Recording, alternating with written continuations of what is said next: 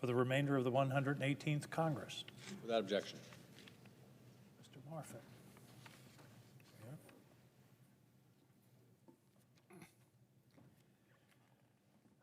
Mr. President, I recently read a book by the great historian William L. Shirer, not The Rise and Fall of the Third Reich, which we all read some years ago, but a book about the fall of the Third Republic. It was France between the wars, between World War I and World War II. One of the most haunting parts of that book, more than a chapter, was about the failure of the European allies, particularly France and Great Britain, to confront Hitler in the late 1930s, when stopping him would have been relatively easy. Whenever people write to my office, they say, "Why are we supporting Ukraine?" I answer, Google Sudetenland, 1938. We could have stopped a murderous dictator who was bent on geographic expansion at that time. I say we, the West, at a relatively low cost.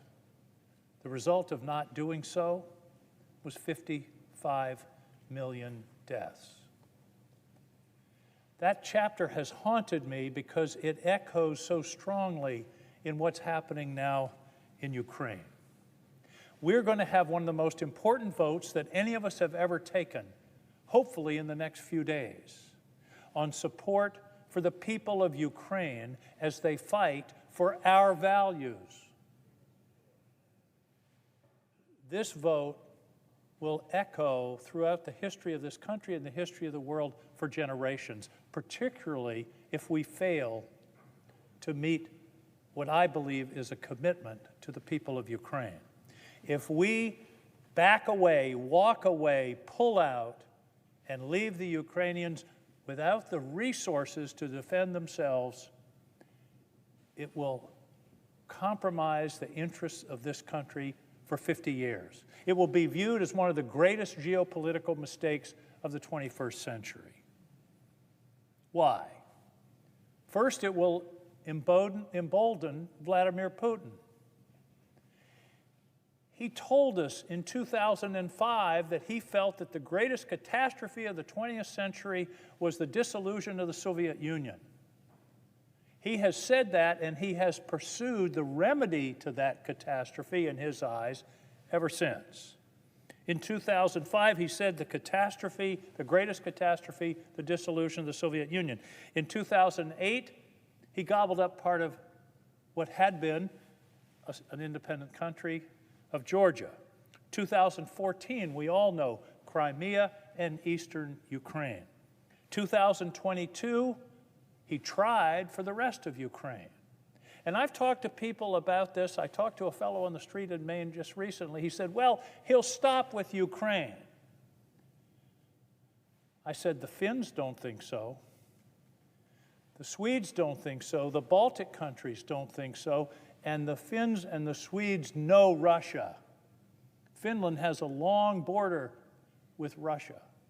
They know Russia better than any of us.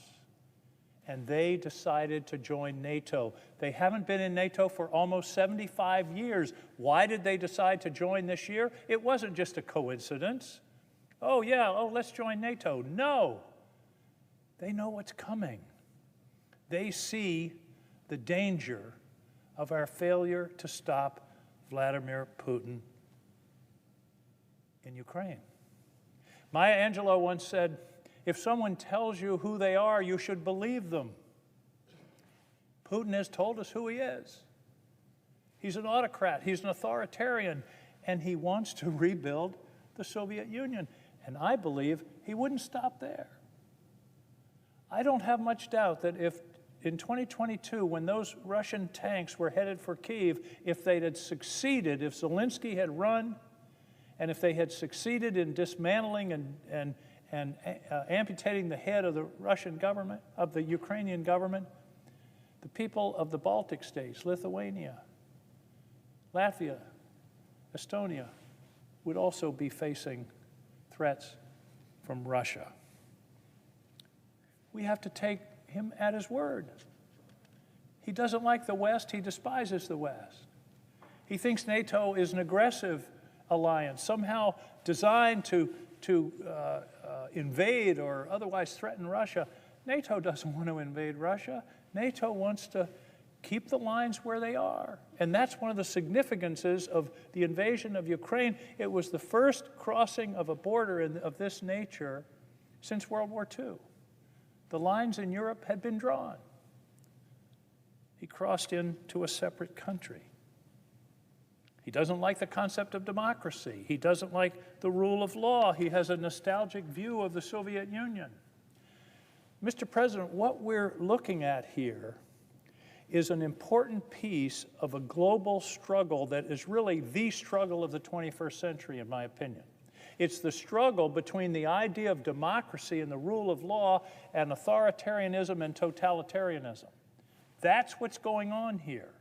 And Ukraine is the opening wedge in that debate. I hate to call it a debate, it's a conflict where we've got authoritarianism and totalitarianism, and they are saying, Xi Jinping and Putin and others are saying, our system can't work. It's too messy, it's too complicated, it takes too long to make decisions. And they're betting that we don't have the staying power, that our democracy is too feckless to stick to our guns, in this case, literally. We'd be rewarding naked aggression. Sudetenland, 1938. The lesson we learned from the 30s was that appeasing dictators, appeasing authoritarians just doesn't work. But it wouldn't only embolden Putin, it would embolden Xi Jinping. Many of my colleagues on both sides of the aisle are gravely concerned about the future of Taiwan. It's inevitable that if we cut and run in Ukraine, that will change Xi Jinping's calculus about Taiwan. He's going to say, well, the Americans aren't going to stick. We don't have to worry too much about them helping the Taiwanese defend themselves. That's going to make it easier for him to make that decision because he's going to look and take a lesson. We weren't as good as our word. We left, we walked away. He's watching this like a hawk, and not a very friendly hawk is that. You know who else is watching this like a hawk? Kim Jong-un. Just in the last few days, he's making threatening noises about South Korea and about war on the peninsula. You think he doesn't pay attention to what we're doing or not doing in Ukraine? It'll be a signal to him. You can't count on those Americans. You can't count on them sticking with the South Koreans against aggression from the north. It'll embolden Iran. It will be the most, I hate to use the word catastrophe because that's what Putin used, but it would be a catastrophe for this country. It would also shatter the confidence of our allies in our commitments. Our asymmetric advantage in the world right now is allies. China has customers. We have allies. Russia has Iran and North Korea. We have allies across the world. But our allies are going to say, well, wait a minute, you're with us now, but when it going gets tough and you have to maybe have a budget supplemental to stick with us, you're going to walk away. It's going to undermine the confidence of our allies, and in places like Japan and South Korea, they may say, we can't count on the Americans to defend us, therefore, maybe we better develop our own nuclear arms, for example. Maybe we can't count on the famous American nuclear umbrella, proliferation, heightened tension, a higher likelihood of these unthinkable weapons being used. The other reason that we can't walk away is we're undermining our ability to negotiate and make deals in the future. Who the heck is going to deal with us if they know we can't be trusted? That we can't keep our word. People who don't keep their word, nobody wants to deal with them. Nobody wants to make agreements. Nobody wants to make concessions. Nobody wants to work together. We'll be your ally when times are good, but don't count on us when it gets tough. Don't count on us if it's not easy. Don't count on us when times are tough. What an awful thing. What an incredible wound, self-inflicted wound on this country. Not only on our moral standing, but on our just practical. Because the Allies are going to go their own way. Because they say, we can't be trusted. We would be abandoning the people of Ukraine who are literally dying for our values. And I was doing a little historic research the other day. The Battle of Yorktown, 1781, the battle that ended the Revolutionary War and really made America, it was the key battle.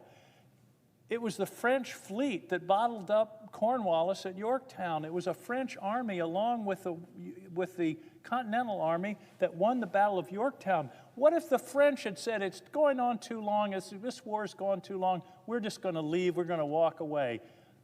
There's a reasonable chance we wouldn't be the United States of America today if our ally had walked away. Ally means somebody you can count on. The whole idea of an alliance is that you can count on somebody when the times are tough. We're sending ammunition, they're sending lives. And by the way, there's not much doubt if we cut and run, if we stop, if we cut off aid, it would be very difficult for the Ukrainians to continue to defend themselves. Russia is a bigger country. It's got a bigger war machine, a bigger army, more wherewithal in terms of munitions. Let's not kid ourselves. We can't. If we walk away this week, it's highly likely that Russia will control Ukraine within a few months. We can't have this fantasy that somehow this isn't a big deal and, oh, it'll all get fixed. We're sending ammunition. They're sending lives. They're not asking us to fight their battles. They're not asking us to send troops. All they're asking is for the means to defend themselves. And by the way, most of the money that we're talking about here ends up going back into our economy for the arms and ammunition that we're sending them. It ends up back in our states, in our communities. What's another argument not to do it? Corruption. I hear this, corruption.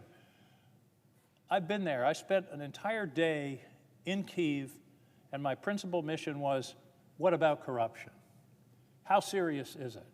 And met with everybody from Zelensky to officials that were running software to keep track of every bullet that goes in to their war effort. I'm satisfied that it's one of the best and strongest and most closely accounted for provisions of aid ever. Does that mean it's perfect or that there might not be a scandal here or there? I don't think there will be, but nothing is ever perfect. But I looked President Zelensky in the eye. My question was, if you have a scandal, Mr. President, it's going to kill us. We can't support you. And I didn't know what he was going to say, but his answer was, I know. And they are working on that. And by the way, another point that I think is important is who's supporting. I hear this, we're giving all the money. What about the rest of Europe? Well, actually, here's the chart of support for Ukraine. Here's Poland, and here's the United States. We're number 14 in percentage of GDP in support of Ukraine. The blue line is actual military and financial support. The gray line is refugees. In Poland, they've taken in millions of refugees. They're in their schools, in their communities. They've made an enormous commitment. It's up to 2.5% of their GDP. We're at 0.3.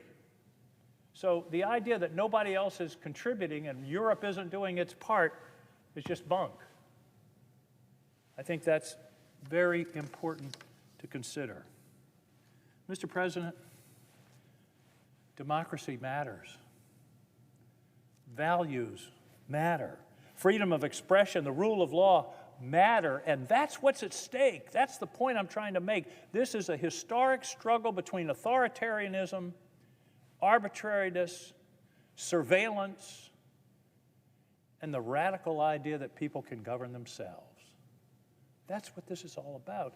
This is a battle for the soul of our democracy in the world.